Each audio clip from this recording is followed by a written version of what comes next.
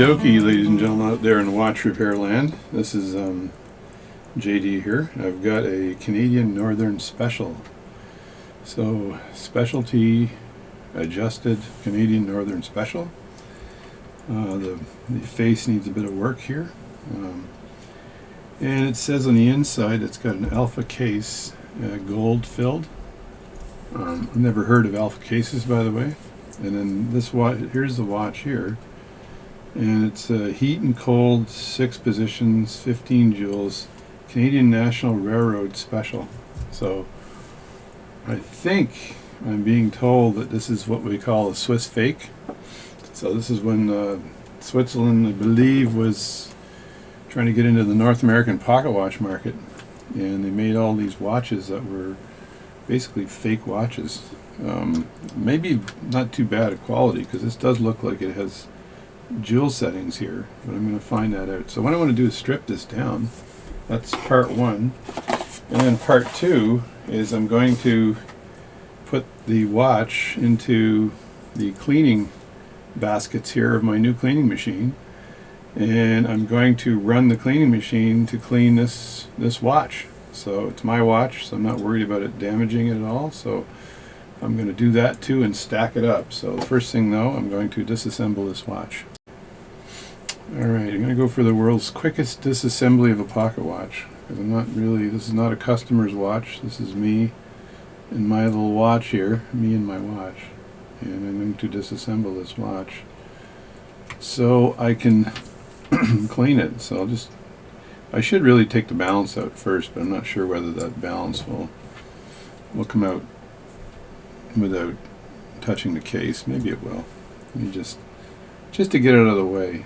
If you take the balance out, then you don't have to worry about, oh my God, this screw has been in here for 1,000 years. So I'm worried about breaking screws too, so there we go. Alright, that's not coming out yet. I'm going to try not to destroy the watch here. There we go. I just listen for the tick here, and I heard the tick, but the screw is still stuck in here. Oh, that's nice. Just popped right out. Alright, still good. No issue, folks. No issue. I need to put this on a balance tack here and just let it rest. There we go. See, that's in mint condition. So I'm just going to put this in a balance tack for a second. Still looks like that screw doesn't want to come out. Oh my God. Oh my God.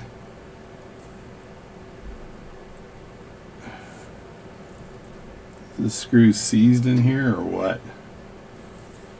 This is a nasty little problem here. Can't even put this on the balance tack the way it is right now. If I wedge this underneath, can I move this screw? This thing is in there good. Just gonna try to unscrew it from the back. Oh well, it moved. It moved a bit. Use the back of my tweezers to see if I can move this. Wow. Let me think. Plan D. I definitely do want to put it on the balance tack, though. Gotta watch the way I'm holding this, because I don't want to ruin the hairspring here. But this thing is nasty. It's not wanting to come out. It's not wanting to unscrew. You know what? I may just put it back into the movement. No, I don't know. Take it out, leave it out, clean it properly, stop complaining. There we go. Alright, there's the screw there. This is a screw of nastiness. Put that in a little jar, and then I think I'll use the smaller tack and just rest this whole thing down here. Can I do that without causing a problem? Yes, I can. Yes, I can. There we go.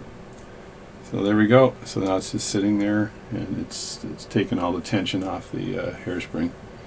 So that's that. Get that out of the way. That was very interesting. That was a definitely a screw to remember. And if you pull this out, guess what? It doesn't turn the hands, so that kind of sucks. But the case is nice, actually. I kind of like the case. It's a pretty nice case. I'm not sure if it's gold or not. It claims that it's gold filled, but I have my doubts. My doots. I've got my doots. There we go. There's the case here. Nothing spectacular about this case. Here's the movement. Do I have my Myers movement holder here? Oh, look what I do. Hang on. Reach over here. It's Sunday morning right now, and Sunday morning coming down. I got to take the hands off this watch, so I want to just make sure it's sitting here nicely and not too much, no stress on any parts that don't want to be stressed. And just take off the seconds hand if I can just get underneath here. I would typically put a piece of paper underneath, or just a protection paper, but if this was a customer's watch, but I'm not really too concerned about this watch. And this case here, I'm just going to put all the hands in here. I usually like doing that. They don't really cause an issue with respect to scratching or anything of this. Let me see if that's 100%. There we go. Canadian Northern Special. Somebody actually spent the time to write that onto this dial. So they're really trying to get into this market. I don't know. These hands are actually really nice. They're pretty hands, as opposed to my hands. So this looks like it needs a bit of cleanup.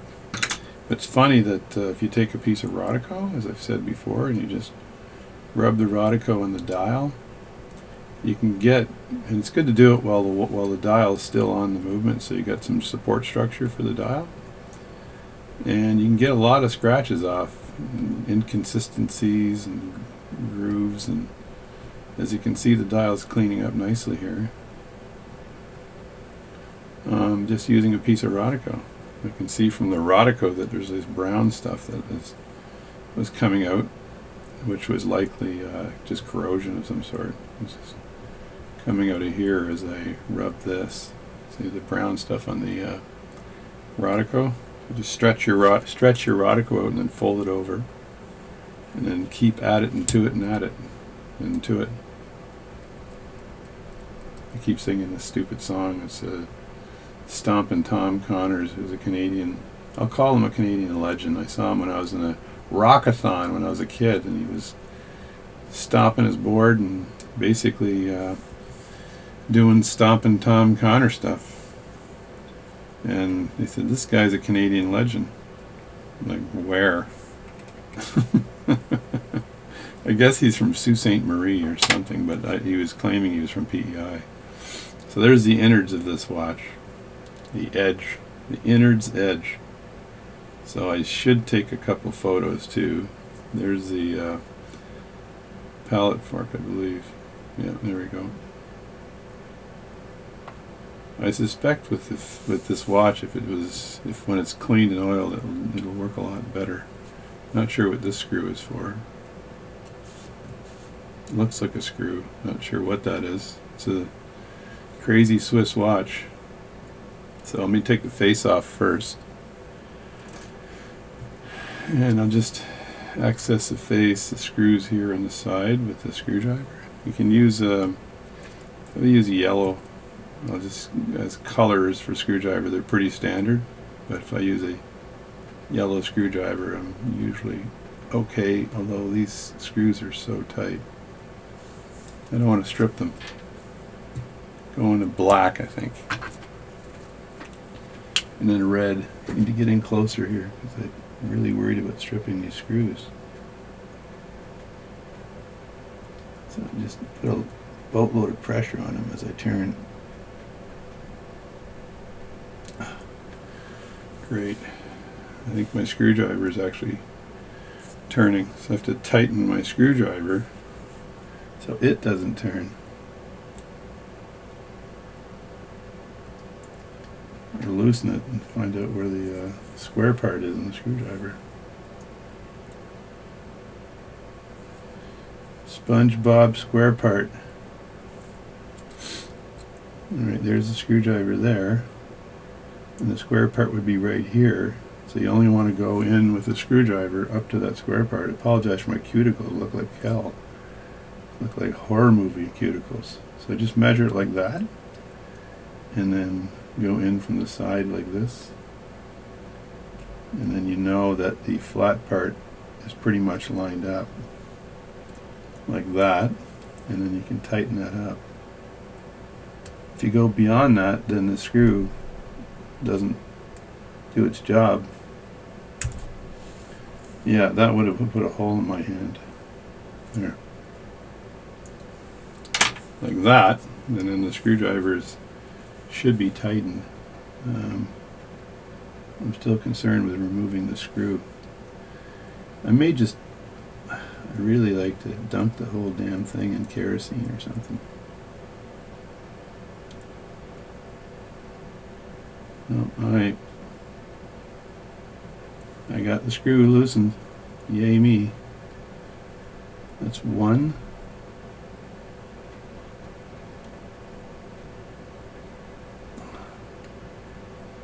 That's two. And then there should be another one here somewhere. Well, maybe there's only two. One there and one there. So I think there's only two screws to this face. So let me see if it comes off. Take the face off, you just take your screwdriver, wedge it in the edge. Almost rhymed. And just keep walking your way around, and you can use your hand or your fingernail to hold a gap. It's kind of like cheating at cards.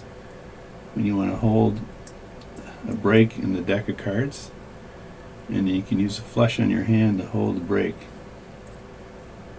which is a good technique. This thing's riding on me. As I lift it on one side, it's going down on the other side. I'm going to use my fingernail.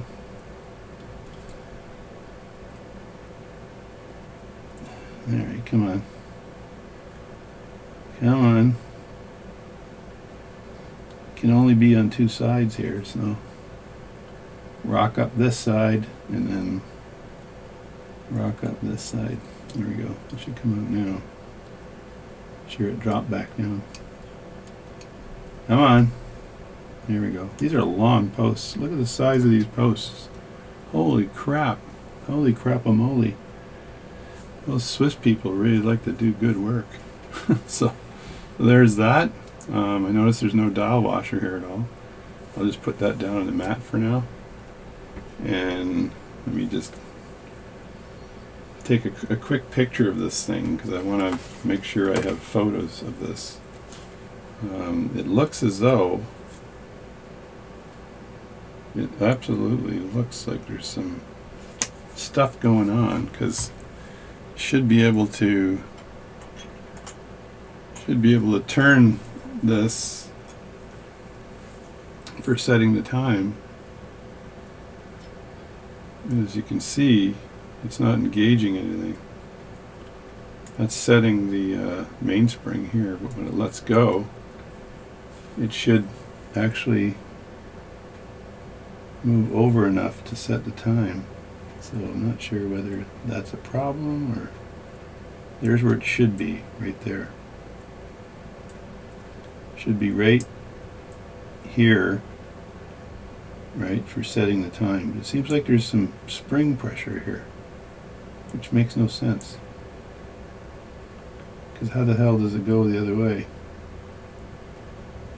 That's one way for winding the mainspring, and then you let go and it should be touching here. So that is weird. So So I'll have to check that out to find out whether a spring is missing or snapped or what. But let's just start taking the parts out. Not sure if I can grab that cannon pinion straight up, or do I have to get my cannon pinion removal tool? I may have to slide underneath that cannon pinion actually to get it. But I'm going to remove this first, and like I said before, take some pictures as I go through this process. So to make sure there's nothing on this side of the watch that's going to get harmed by me, doing it this way, and make sure my camera is as focused as it can be. There we go. And just get rid of this here, and oh my god.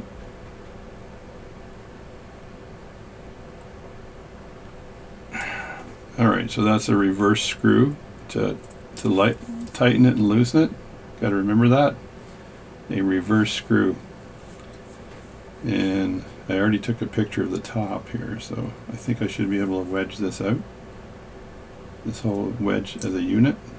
There we go. And that's what it looks like underneath. And I suspect there was a spring there of some sort that was holding it back. So I'm going to group that up here. Take another picture. And there we go. Now this is the screw, or this is the gear that was supposed to move back and forth. And I bet you underneath here, you see right there, that's where the spring is. It's right underneath there. So let's get the picture first. So remember how all this stuff is put back together again. And then start removing some of these parts. And these are all the winding mechanisms. So I can, doesn't look like there's a direction on the gear, so that's fine. This is the second's hand. We'll just put that aside too. This is a ratchet or ratchet wheel. I'm not sure what it's called. I'll have to look it up. I'm going to look it up. And another wheel that slides back and forth. So the spring really was right here. So that was its job, was to spring this back into place. So I have to look at this from the other side, inside here, to make sure that that spring was actually working, right? And this looks like a plate to hold the jewel. Yeah, that's for the jewel in the center here, which I might leave in place. I'm not sure whether I can grab the cannon pinion straight up or whether I got to get a tool. Before, I've used my hand removal tools to just wedge the cannon pinion up. That has worked before, and I'm not sure if that's going to work again. It might not. You don't want to break the teeth. That's a problem. So I'm going to go get my cannon pinion removal tool and see if that'll grab it and bring it up. Be back. Alright, to remove the cannon pinion, I think I will use these vintage grippers. Grippers! I've got a lot of this stuff. A lot of these, which is great, because the cannon pinion removal tool will just slip. So I'm going to just grip it with this. I'm not sure whether I'm turning the right direction or not. Yeah, so this makes it smaller. So if I do that, and that makes it smaller.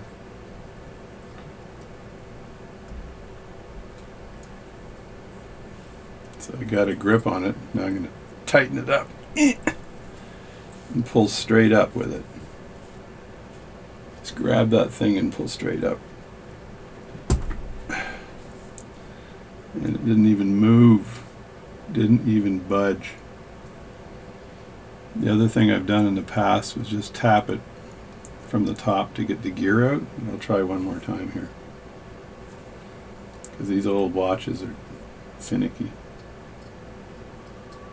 I'd rather not have to do some crazy stuff.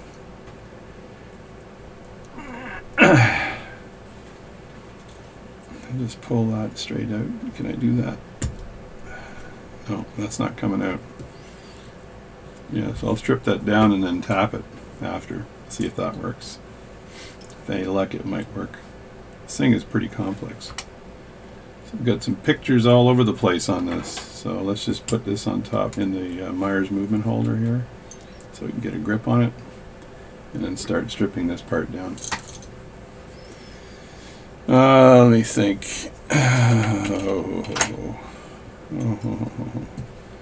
These are non-conventional pocket watches. They're harder to repair, I find, because it just, you know, what the mechanics of how they're made is so different than the North American pocket watches. So I'm going to get rid of the mainspring. I don't know whether I can let out the mainspring before I get rid of it, right? So, because this is what I should be doing, is letting out the power on the mainspring. Let's see, that's not fitting. Yeah, that's fitting there.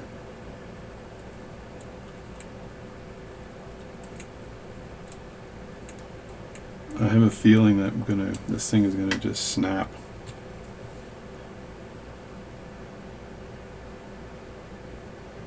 There's the ratchet wheel there. But I've got nothing holding the mainspring in place. So if I let this ratchet wheel go, the mainspring is just going to go pop. Well, actually it's not, because it doesn't seem like there's any power on it anyway. So back to the drawing board. I'll just take the mainspring out anyway. And just undo this here. Holy crap, these screws are tight. There we go. There we go. I would like to say that's easy, but I think the screw's been in here since, 1750 or something. I don't know if this watch has ever been serviced, but it is it's a nice looking piece, so I can't say it's ugly. See, this is weird. So this little screw here fits in this hole here, and it's not broken or anything, and this big screw fits in this hole. So now I've got two big screws. I'm going to take a picture of that. And our two screws totally different. So when I reassemble this, I'm going to go, okay, where did that go and why did that not go there? So I just group this up. Hopefully I might be able to group this up with the plates, but that's weird. Totally weird. And see if I can take this off very carefully. There we go. And there's the plate, and there's the huge mainspring barrel. It's probably run for 10 years. There, I think it just went jeet like that. So much for the click spring. Eh? Okay, so this is a barrel configuration like this. I've seen this before. Very European. So I'm going to have to take this apart, take a picture of the barrel configuration, but I'll put this aside. Actually, I'll take the picture right now. I'll lay this down. And the reason I do that is I do not have any manuals for any of this stuff. So if you need to put it back together, you're kind of screwed unless you take a photo. I don't remember if this comes out. I think this is welded on to this, so but I can still take the cap off the barrel, right? And then see if I can decapitate the barrel.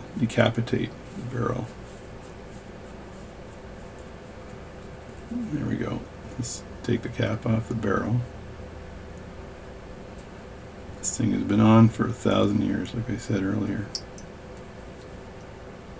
See if I could just take that off. Yeah, that's the inner side of that cap. There's the mainspring.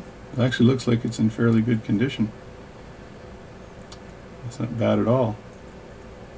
But I'll want to take this mainspring out. And let me see how I do that with this funky barrel here. Because the funky barrel is attached. So I have to detach the mainspring, just rotate it backwards, right? That should do it. And then lift it up out of position from where it is. Come on. Come on.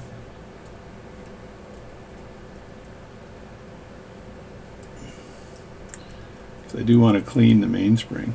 So there we go. I got it lifted out of position here. Like that, and get my fingernail or thumbnail or something underneath this mainspring. And get my screwdriver out of there. Because now I just want to walk it out. God.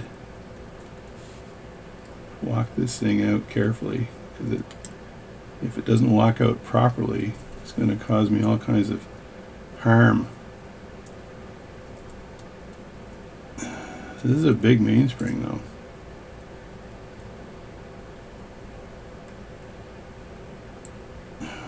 Yeah, this is nasty. Using fingernails and everything in here. So just walk it over to this side here. Put my hand down carefully. And then walk it over. Hand down. I don't want to break it, but I can buy a new one, I guess. But do I want to? Who knows? This is one nasty mainspring. Okay, there we go. It's starting to give now. And I'm just walking it out nice and carefully. So I've got broken cuticles. It's from being damaged. There it is. So there's the mainspring. It's pretty set, I'd say. But it's a biggie. It's a biggie. So it's the mainspring. Just put that over there, and there's the barrel, and there's the ratchet wheel here on the bottom. I think I get the name right. So I'll clean that all as one unit. Wow. Holy jeez. Holy jeez. Right here I got some other wonderful stuff going on that I don't know about, so I'm going to have to, I'll just unscrew the plate and see if I can lift that straight up.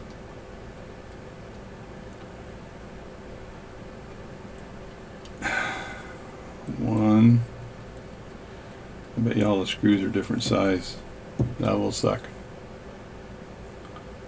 One. And there's another one. Two. I think the Swiss made this thing overly complicated. Two. And those screws are the same size, thank God. And I don't know if there's a 3 here. It says this is the 3, so where that little short screw was, that's what was coming up through that barrel. So now the question is, I've got this other screw here that looks like it's made for something. I don't know what it's made for. Usually in Swiss watches you're removing the stem. So I think I might be able to lift this whole unit up. Let me see. Let me see, ladies and gentlemen. Yeah, I can. So there we go. So that's the unit, the top plate here. There it is there, and those are all nice jewels. Nice jewel settings in there. And now the most important part is take that photo of this, because I'll never get this back together without a good picture. A bunch of good pictures. So I just get a bunch of angles here, just so I can see how this thing came back together. And as you can see, there's a spring right here. There's a spring right here. And that's the spring that pushed against here to return this into position. And it's really jammed in against this thing here. It looks like it's just stuck in there. And it's so when you press in with the to set the watch, you're pushing here like so, and the spring is moving like that. So it's going like that, but then when it comes back, I think it needs to come like all the way back beyond this point here to do that, right? So, which would make sense. So I go one way here. Just push this by hand here, like that. Put the spring in there. I'll lower that spring just a bit. And then when it's pushed, it goes in like that. And then it comes back like this. So it can't be fighting against this, so this has got to be up higher, otherwise it wouldn't work. So I'm going to just take another picture of this here, and I may clean that as one giant unit. That way I don't have to concern myself with trying to reassemble it. And this here post was screwed in, holding all this in place. Holding the plate in place, I believe. So it went in like that. It went like that. Yeah, this seems like it wants to ride back further than where it's riding. I'm looking underneath here to see if there's another, another peg or another post or something in there that's causing this to do that. But anyway, I'll leave that like that for now, and let's just pull out some pieces here. So this is, there we go. That's the pallet fork. I'll put this out of the way. And there's the escapement, teeny weeny escapement, put that out of the way. And then I've got a bunch of wheels here. I'm just putting these over on the side. And I'm just going to take this wheel out like that. And here's the wheel with the here's the wheel with the on top where it's got the cannon pinion on top. So I may not even take this out. Just leave it like that, vintage thing, and then just clean it all like this, because it'll get in there. It'll clean in between everything. So I just don't want to lose anything. And this is a weird,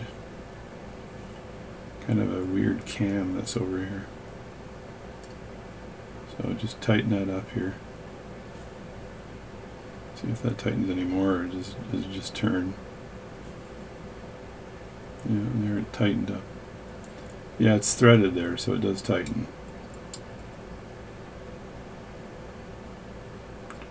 Yeah, I think what you do is you just undo that and then it sort of comes out or something. Not sure. Not sure, but I'll leave all this in place here. See if my cleaning machine can get in there and do that. So there's what it looks like now. I'm not sure. I'm going to have to ask some people online what the story is behind this thing here. It goes under. This goes underneath this post when it's working, so the post goes up higher, right? And it goes underneath it. Yeah. Otherwise, this won't spring it back. But I'm just concerned. I'm just curious whether the spring here, that's on this side, where it's supposed to be, because if it's on this side, it means it's working as a two-way spring, right? It's springing one way and then it springs the other way to hold it, to push it the other way. So anyway, I'll just push it up here for a sec for the time being to take some pressure off of it. If I was really brave, I'd just undo all this, but my bravery is limited today. And I don't want to ruin this cannon pinion here. It's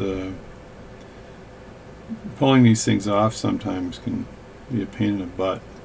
And like I said before, I've actually tapped them on the top to get it out, but I'm just going to toss this in the cleaning machine. So this is what I got so far, right, of this pocket watch. So let me just toss this into baskets. Toss this into baskets. Trying to look at all the screws I have. So these screws, these two screws here are for this. This one here, this one here. This screw is for this plate here, but it's a little bit longer than these screws. Yeah, they're not consistent in size. Might be the exact same screw, but just a little longer. And then I got this little nubby screw here that's for that part. And I got hands, and I got the escapement. I don't think I want to put the I don't think I want to put this into the cleaning machine. Actually, I'll clean this by hand. And let's just the dial, of course, I'm not going to throw into the cleaning machine because all the letters will run away, and then I've got nothing, right? So let's put it in the baskets. All right, cleaning machine basketing. So they just push it from the bottom, like so. And let me just make sure the focus. Am I in focus? I think I am. So there's the top basket, and it's got all the small parts. So it's made for small parts. So I can put screws and stuff in there. And I can couple those up too. And there's another basket divided in 4, so I can put some parts in there, maybe wheels and stuff. And then the bottom basket is for the big stuff. So I can basically take this giant chunk of watch stuff, put it in there, and then I'll take this giant chunk of watch stuff and put it beside it. Now what I might do is, just so this doesn't rattle around, I might screw these two together and let them clean like that, right? Because then I'm not concerned with the potential of screwing it up. So that's pretty much, how's that lined up? Let me see. I know the little one's over here probably. So, or is it over here? Hard to say. Where's the mainspring barrel? Right there. So then everything should be like this, right? See that jewel pop up? So that's a jewel for the center wheel, right there. So that jewel just sort of popped right up. So there's a useless jewel. So I think this is a fake jewel. I'll put it in the little basket, but this is a fake jewel because this is coming through the plate, and really it's rubbing against the inside. So let me show you there. So there's a brass around here, and this is going right through the brass hole. So that jewel that was sitting there is just aesthetics. It has nothing to do with function. So that's an aesthetic jewel. Oh my God, what a fake watch. So my functional jewel count just went down from 15 to 14. Be curious to see whether those other jewels are the same, right? Just put that in like this. Snug it down, and it doesn't need to be really tight because I'm going to throw this whole thing into this basket. And this one here.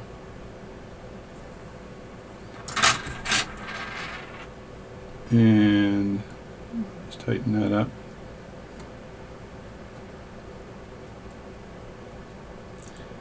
And then, is that tight enough? I don't want the screw coming out during cleaning. And then I do want to put this little one here. Maybe I'll just put the top back on too. What the heck? Because it's going to wash it. And that way I have the whole movement. I think I screwed this up.